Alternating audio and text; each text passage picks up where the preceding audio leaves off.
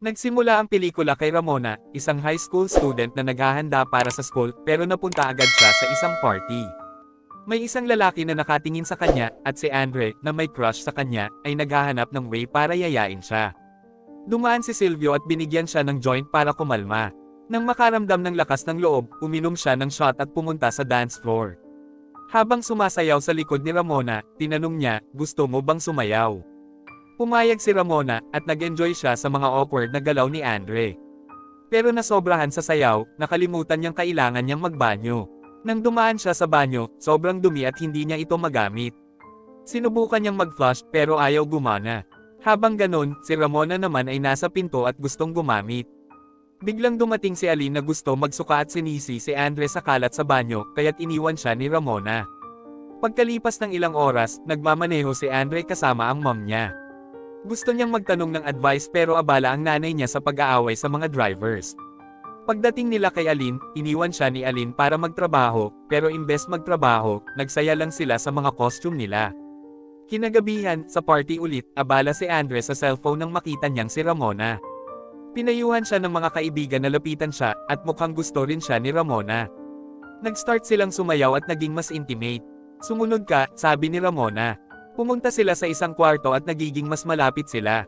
Pero tumigil si Andre at sinabi na gusto niya ng seryosong relasyon, hindi lang one night thing. Tumawa si Ramona, pero tinuloy niya pa rin. Nagalit siya nang sabihin ni Andre na gusto niya ng higit pa. "Binibigay ko sa'yo kung anong gusto ng kahit sinong lalaki, tapos ayaw mo." Nagtawanan ng mga tao sa kanya. Kinabukasan, si Andre, nakahiga at nagsisisi sa nangyari, ipinaliwanag sa mga kaibigan na tama ang desisyon niya. Pero naging magkasintahan sina Silvio at Ramona, kaya't si Andre, araw-araw na lang silang pinapanood. Sa school, kinausap ni Andre si Silvio at tinanong kung pwede bang hiwalayan na lang niya si Ramona. Nainis si Silvio, at nag-away sila, hanggang dumating si Ramona para tapusin ang argument at sinabi niyang si Silvio ang pinili niya, kaya nag-away sila ni Andre. Pagkatapos ng gabi, si Andre ay nasa bahay, nilalagyan ng ice pack ang katawan nang tanungin siya ng nanay niya kung anong nangyari. Sinabi ni Andre na gusto niya si Ramona, pero nag-aaway sila ni Silvio tungkol sa kanya. Pinayuhan siya ng nanay niyang magbakasyon. Pagdating nila sa vacation, nakita ni Andre ang receptionist at tinanong ang bartender tungkol sa kanya. Ipinakilala siya ng bartender sa babae, at nahihiyaman, naglakad siya papunta sa babae para magpakilala. Nang magkausap sila, nagustuhan siya ng babae at nalaman ang pangalan niya. Kinagabihan, naglakad sila sa dalampasigan, at dito nalaman ni Andre na nasa college ang babae. Nang makarating sila sa mga upuan, sinabi ng babae na may boyfriend siya, pero patuloy siyang nag-i-enjoy kasama si Andre. Nagbonding sila dahil parehong walang ama, at tinanong siya ng babae kung pwede siyang kumanta. Nagsimula silang magsayaw sa ilalim ng mga bituin, at natuwa ang babae sa mga kakaibang galaw ni Andre, hanggang tinulak siya ng babae sa tubig. Nagbiro sila, nagsaya, at pagkatapos, nagpunta sila sa kwarto ng babae at naging mas malapit. Nang maging mas intense ang kanilang moments, nakaramdam si Andre ng pag-aalinlangan, pero tinuloy nila, hindi na inisip ang mga duda. Kinabukasan, ginising siya ng nanay niya na gusto siyang makasama.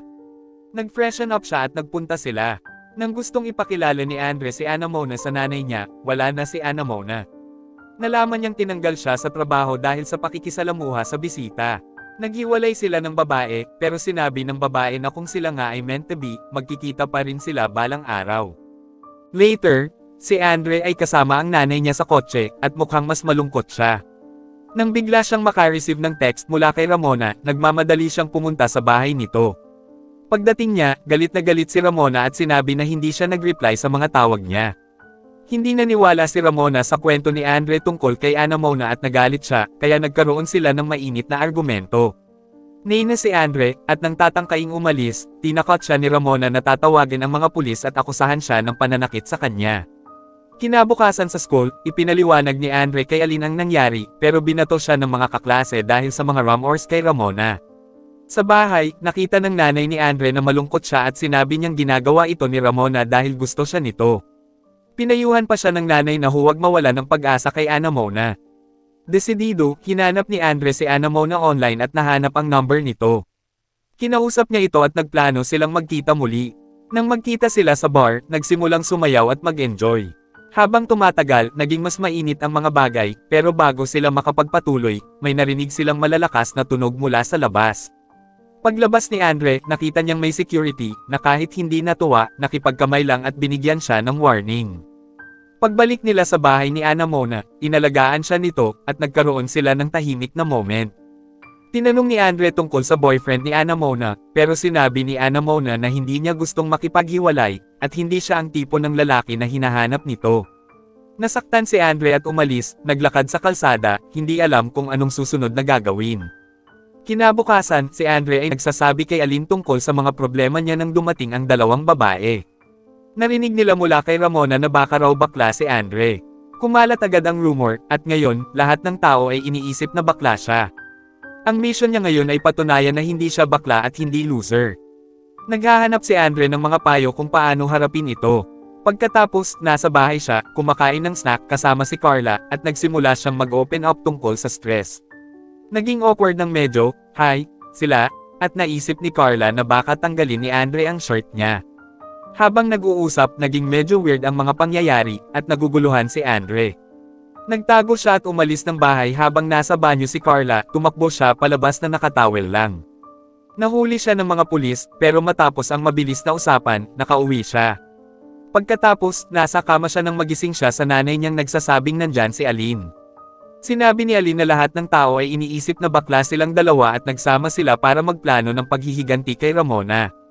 Binigyan siya ni Aline ng makeover, at nang mag-post siya ng mga pictures online, naging instant attention grabber siya. Maraming babae ang nahulog sa kanya, including si Ramona, na lumapit agad. Madali niyang nakuha si Ramona, at alam niyang hawak na niya ang sitwasyon.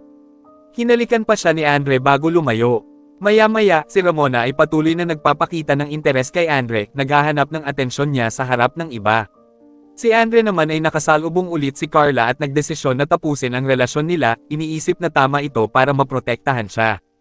Pero nagulat siya nang sabihin ni Carla na kaibigan lang pala siya nito at tinanggap ang sorry niya habang patuloy na kinakain ang snack. Pagkatapos, nagpatuloy si Andre at Aline sa kanilang plano ng paghihiganti. Nilapitan ni Andre si Silvio para iligaw siya, habang si Carla ay nakatanggap ng bouquet ng bulaklak mula kay Silvio. Tinanggap niya ang imbitasyon ni Silvio para magkarelasyon, kaya't nagulat ang lahat, pati si Silvio. Pinagtawanan siya ni Silvio, pero tumayo si Carla at sinabing siya ang nagbigay kay Silvio ng kanyang virginity, at binugbog niya ito habang pinapalakpakan siya ng crowd. Nang gabing iyon, nakipagkita si Andre kay Ramona na nakadress, pero tinukso siya ni Andre dahil sinabi niyang magpaka-casual lang sana siya. Pumunta sila sa isang lumang building, nag-akyat sa mga mahihinang hagdan. Pagdating nila sa itaas, namangha si Ramona sa view at mga papuri ni Andre. Habang nag-uusap, hindi maiwasang maisip ni Andre si Ana Mona. Pero tinuloy pa rin ni Andre ang halik kay Ramona at inisip na ihatid na siya pauwi. Pumayag si Ramona, at naging mas mainit ang mga bagay sa pagitan nila, pero nang tanggihan ni Andre na magpatuloy ng gabing iyon, nag-iwan ito ng mga hindi nasagot na tanong.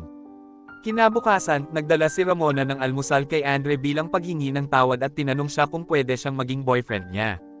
Tinanggap ni Andre ito, at sa mga sumunod na araw, puno ng saya at kaligayahan ang kanilang mga araw. Pero biglang nakatanggap si Andre ng text mula kay Ana Mona na gustong makipagkita. Inamin niyang may kasalukuyan siyang karelasyon, pero natawa lang si Ramona, iniisip niyang nagbibiroan lang siya. Inisip ni Ramona na gusto lang ni Andre magtungo sa banyo, kaya nang dumating si Ana Mona, nagulat siyang makita si Andre na naghihintay sa kanya.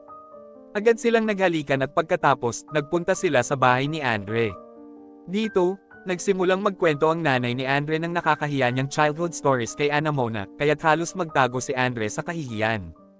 Habang sumasagot si Andre ng tawag mula kay Ramona, humingi siya ng tawad at nangako na magpaplano silang magkita. Pero nahulog siya sa pagitan ng dalawang babae, hindi alam kung paano haharapin ang sitwasyon. Pagkatapos, habang nagluluto ang nanay ni Andre, napansin niyang may problema si Andre at tinanong siya tungkol dito. Sinubukan ni Andre na ipaliwanag ang kanyang kalagayan sa isang paraan, at sinabi ng nanay niya na siya na lang ang magdesisyon kung ano ang gusto niyang mangyari. Pagbalik sa kwarto, nag-enjoy sina Andre at Ana Mona. Pero nang makita ni Andre na may text si Ramona, nagdesisyon siyang lumabas. Doon, nakita niyang nakatayo si Ramona sa harap ng bahay nila, lasing at determinado na makuha siya.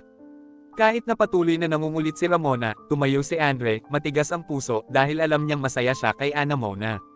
Nagalit si Ramona nang malaman niyang hindi siya mahal ni Andre, pero nanatili si Andre na matatag at pumasok muli sa loob ng bahay para makasama si Anna-Mona. Lumipas ang mga araw, at si Andre ay tumanda na, iniisip ang mga nangyari. Nagsulat siya ng libro tungkol sa love life niya at patuloy na masaya sa pagiging magkasama nila ni Anna-Mona. Pero may kailangan siyang gawin. Kailangan niyang makipagkita kay Alan, isang matagal ng kaibigan. Bago siya umalis, hinalikan niya si Anna-Mona. Pagdating sa bar, nag-inuman sila ni Alan hanggang umalis si Alan para maghanap ng ibang kausap, kaya naiwan si Andre mag-isa. Doon, nakita niyang dumating si Ramona at gusto makipag-usap. Nagulat man, pumayag si Andre. Nagkwentuhan sila hanggang lumapit ang isang fan para humingi ng autograph kay Andre. Patuloy na nangungulit si Ramona, kahit sinasabi ni Andre na may girlfriend siya. Nagdesisyon si Andre na umalis, pero hinila siya ni Ramona at sinabi niyang hindi siya aalis hanggat hindi siya kinakausap. Sinundan siya ni Ramona hanggang sa labas at dito, inamin niyang engaged na siya at inalok si Andre na ihatid siya pa uwi. Pumayag si Andre, kahit na hindi niya gusto. Habang nagmamaneho, nagte-text si Andre kay Anna-Mona, habang si Ramona naman ay excited na nagkukwento tungkol sa buhay, mga bakasyon, at fiancé niya. Pero nang makita ni Ramona na hindi siya pinapansin ni Andre, nagmaneho siya ng mabilis para makuha ang atensyon ni Andre. Hiniling ni Andre na huminto, at pagkatapos ng konting pangungumbinsi, tumigil si Ramona. Sa isang sandali ng pagiging tapat, inamin ni Ramona na mahal pa rin siya ni Andre at hindi masaya ang buhay niya. Pumilit pa itong makipag-sex kay Andre, at saglit na nagdalawang isip si Andre, pero tinanggap ang closeness. Pag-uwi ni Andre, sinabi niya kay Aline ang nangyari, at sinabihan siya ni Aline na huwag sabihin kay Anna-Mona, mas mabuti raw na magpatuloy na lang ang kapayapaan. Pag-uwi ni Andre, hindi niya makita si Anna-Mona. Hinanap niya ito at natagpuan ang isang note na iniwan ni Anna-Mona sa laptop niya. Dito niya nalaman na si Ramona pala ang nagplano ng lahat mula pa sa simula. Labis na nasaktan si Andre sa katotohanan. Pero pagkagising niya, bumalik siya sa party at napagtanto niyang lahat ng nangyari ay isang hallucination lang. Ngayon, may pagkakataon na siya upang magsimula ulit at gumawa ng tamang desisyon. At dito na matatapos ang pelikula. Maraming salamat sa panunood. Kung nagustuhan mo ang video na ito, siguraduhing tingnan ang iba pang recap videos at mag-subscribe para sa iba pang content. Mag-iwan ng komento sa ibaba, at magkita-kita tayo sa susunod na video.